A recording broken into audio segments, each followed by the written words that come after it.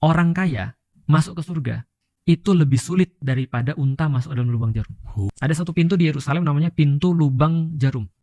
Karena orang-orang ketika masuk ke dalam pintu itu setelah matahari terbenam, itu kan pintu-pintu yang normal ditutup, dia harus lewat pintu itu, Mas. Nah, pintu itu cuma bisa dilewati oleh manusia doang. Sedangkan kalau orang bawa unta, maka unta itu harus disuruh nunduk lalu ditarik sama manusia. Setengah mati lah. Makanya mereka bilang ini pintu lubang jarum.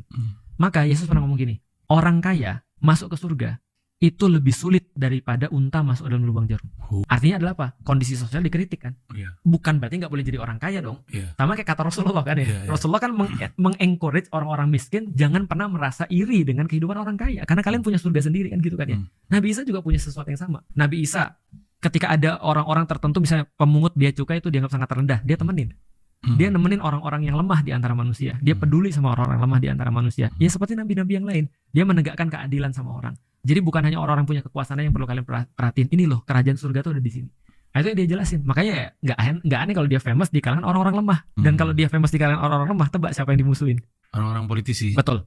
Makanya yang ngelaporin terhadap Romawi bahwasanya ada ketegangan di antara masyarakat yang dibuat adalah para pendeta Yahudi. Jadi Yahudi ini sudah punya MUI-nya. Jadi, nah dia punya elitis. Terganggu. Pendeta namanya pendeta Sanhedrin.